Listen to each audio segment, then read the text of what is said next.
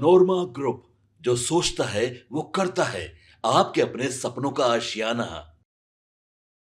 बिहार में इस साल के अंत में विधानसभा चुनाव होने वाले हैं और राजनीतिक गतिविधियां जोरों पर है। सभी पार्टियां अपने अपने स्तर पर तैयारियों में जुट चुकी है।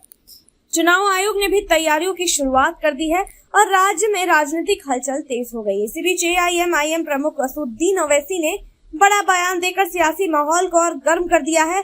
उन्होंने साफ तौर पर कहा है कि उनकी पार्टी बिहार में किसी भी कीमत पर बीजेपी या एनडीए को सत्ता में वापस नहीं आने देना चाहती। ओवैसी ने यह भी स्पष्ट किया है कि उनकी पार्टी ने महागठबंधन के नेताओं से संपर्क किया है और अगर गठबंधन में शामिल होने का मौका नहीं मिला तो एआईएमआईएम सभी सीटों पर चुनाव लड़ने को तैयार है। ओवैसी का कहना है कि उनका मकसद बिहार में एनडीए को हर हाल में सत्ता से बाहर रखना है। एआईएमआईएम के प्रदेश अध्यक्ष अख्तरुल इमान ने भी महागठबंधन के कुछ नेताओं से बातचीत की है और बीजेपी के खिलाफ साथ मिलकर चुनाव लड़ने की इच्छा जताई है। ओवैसी ने कहा कि अगर महागठबंधन एआईएमआईएम को अपने साथ नहीं लेता है तो उनकी पार्टी राज्य की हर सीट पर अकेले चुनाव लड़ेगी। उन्होंने महागठबंधन से अपील की है कि सीटों के बंटवारे को लेकर जल्दबाजी न की जाए और सही वक्त का इंतजार किया जाए। साथ ही उन्होंने कहा कि अगर अब की बार भी गठबंधन नहीं बन पाया तो भविष्य में कोई उन्हें दोष न दे। बात करें एआईएमआईएम की स्थिति की तो बिहार के सीमांचल क्षेत्र में पार्टी की मजबूत पकड़ रही है, लेकिन साल 2022 में ओवैसी को बड़ा झटका लगा था जब उनकी पार्टी के 4 विधायक आरजेडी में शामिल हो गए थे। इस घटनाक्रम ने पार्टी को राजनीतिक नुकसान पहुंचा है, लेकिन ओवैसी ने हिम्मत नहीं हारी। उन्होंने फिर से बिहार में संगठन को मजबूत करना शुरू कर दिया। ओवैसी का कहना है कि सीमांचल ही नहीं बल्कि पूरे बिहार में एआईएमआईएम इस बार चुनाव लड़ेगा। उनकी रणनीति यह है कि वे उन सीटों पर भी उम्मीदवार उतारेंगे जहां अब तक उनकी उपस्थिति नहीं थी। उनका मानना है कि अगर विपक्ष एकजुट नहीं हुआ तो बीजेपी और एनडीए को सत्ता में आने से रोक पाना मुश्किल हो जाएगा। ओवैसी ने इस बयान से महागठबंधन के सामने एक नई चुनौती खड़ी हो गई है। अब यह देखना होगा कि महागठबंधन एआईएमआईएम को अपने साथ जोड़ता है या नहीं। अगर एआईएमआईएम अलग से चुनाव लड़ती है तो इससे विपक्षी वोटों का बंटवारा हो सकता है, जिससे भाजपा को फायदा मिल सकता है। वही ओवैसी ने यह भी स्पष्ट किया है कि उनकी पार्टी का इरादा सिर्फ मुस्लिम वोटों तक सीमित नहीं है, वे दलित, पिछड़े और अन्य वंचित वर्गों के लिए भी काम करना चाहते हैं। उनका कहना है कि एआईएमआईएम अब सिर्फ एक मजहबी पार्टी नहीं रही बल्कि असामाजिक न्याय की लड़ाई लड़ रही है। ओवैसी ने अभी कहा कि उन्होंने पहले भी महागठबंधन के साथ आने की कोशिश की थी, लेकिन उन्हें जगह नहीं दी गई। अब एक बार फिर वे संपर्क कर रहे हैं ताकि आगे कोई कह ना सके कि एआईएमआईएम ने सहयोग की पेशकश नहीं की थी। उनका साफ कहना है कि अगर गठबंधन उन्हें स्वीकार करता है तो वे साथ मिलकर बीजेपी के खिलाफ लड़ेंगे, वरना एआईएमआईएम अकेले ही चुनावी मैदान में उतर जाएगी। राजनीतिक जानकारों का मानना है कि अगर एआईएमआईएम को महागठबंधन में जगह नहीं मिलती तो वह अकेले चुनाव लड़ती है तो विपक्षी वोटों में बड़ी सेंध लग सकती है। सीमांचल क्षेत्र में एआईएमआईएम की खास पकड़ है और वहां के वोटों का असर कई सीटों पर पड़ सकता है। साल 2020 के विधानसभा चुनाव में एआईएमआईएम ने बिहार की 20 सीटों पर अपने उम्मीदवार उतारे थे और 5 सीटें जीती थी। इनमें से 4 विधायक बाद में आरजेडी में चले गए थे। इस बार ओवैसी इस तरह की गलती दोहराना नहीं चाहते हैं और इसलिए पहले से ही महागठबंधन से बातचीत कर रहे थे ताकि कोई असमंजस न रहे। और साथ ही आपको बता दें, पशुपति कुमार पारस बहुत दिनों से इंतजार में थे कि वो मैदान में उतरे, लेकिन ओवैसी के आने के बाद ये संभव नहीं लग रहा है। पशुपति पारस 2024 की तरह इस बार भी बेटिकट हो सकते हैं और अपने बेटे और भतीजे को ही मैदान में उतारेंगे। और आपको साथ ही बता दें कि ओवैसी का ये प्लानिंग बिहार तक ही सीमित नहीं है, बिहार से दिल्ली तक ले जाने के लिए वो सोच रहे हैं। यहाँ तक कि 2029 के होने वाले चुनाव की भी तैयारी अभी से ही उन्होंने शुरू कर ली है।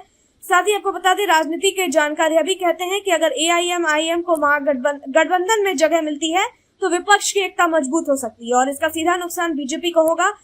लेकिन अगर ऐसा नहीं होता है तो एआईएमआईएम और गठबंधन दोनों को नुकसान झेलना पड़ सकता है। ओवैसी के बयानों से यह साफ है कि वे बिहार की राजनीति में फिर से सक्रिय भूमिका निभाना चाहते हैं। वे चाहते हैं कि उनकी पार्टी को सीरियस प्लेयर के रूप में देखा जाए, इसलिए वे हर मंच पर अपनी मौजूदगी दर्जा करा रहे हैं और गठबंधन की राजनीति में शामिल होने की कोशिश कर रहे हैं।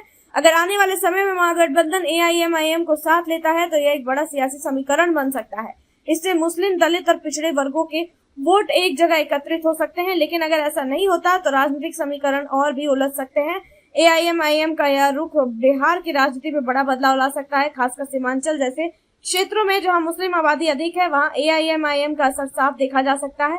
ऐसे में इस बात की पूरी संभावना है कि ओवैसी की पार्टी एक बार फिर से अपने लिए जगह बनाने में कामयाब हो जाए। कुल मिलाकर असदुद्दीन ओवैसी ने जो बयान दिया है वह बिहार की राजनीति में हलचल मचाने वाला है। अब यह देखना होगा कि महागठबंधन किस दिशा में फैसला करता है, क्या वह AIMIM को साथ लेकर चलता है या फिर एक बार फिर उसे बाहर रखता है। जो भी हो AIMIM की भूमिका इस बार के चुनाव में अहम रहने वाली है। देखते हैं इस मामले में आगे और क्या कुछ अपडेट आता है। तब तक के लिए आप देखते रहिए भारत लाइव। आपके सपनों को हमने सजाया है, ई-होम्स पैनोरमा को हमने बनाया है। ई-होम्स मेरा एक सपना था जिस पे मैं पिछले 4 साल से काम कर रहा था। हमने जो बनाया है वो सबने है माना। ई-होम्स पैनोरमा में हो आपका भी आशियाना। और फाइनली हमने 2021 में इस प्रोजेक्ट को लॉन्च किया। बहुत लोग अप्रिशिएट कर रहे हैं कि पूर्णिया जैसे शहर में, बिहार के, एक तो बिहार की बात करें उसमें भी पूर्णिया जैसे छोटे जगह में इस तरह का लाइफस्टाइल देना, ये सुन के हम लोगों को बहुत अच्छा लगता है। ई-होम्स में हमने कुछ और भी किया है, जैसे हम जिस जगह में रह रहे हैं हमारे फैमिली सिक्योर हो, उनको सिक्योरिटी का ध्यान में रखा है।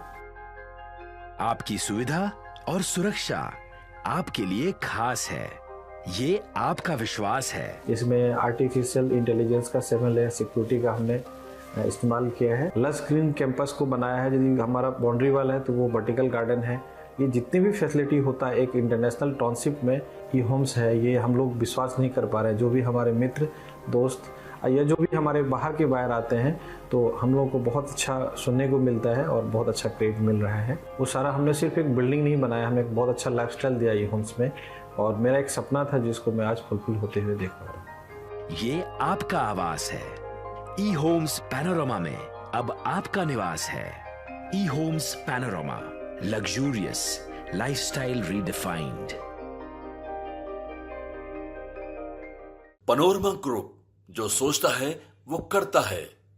अगर ये वीडियो पसंद आई और वह बिहार के राजनीति और बिहारियत से सरोकार रखेनी तो सब्सक्राइब बटन दबा के चैनल के सब्सक्राइब कर ली। ओजे एगो घंटी बा, ओकरा बटन दबा देला से कुल सटीक और मारक खबर रुआ मुफ्त में मिल जाई।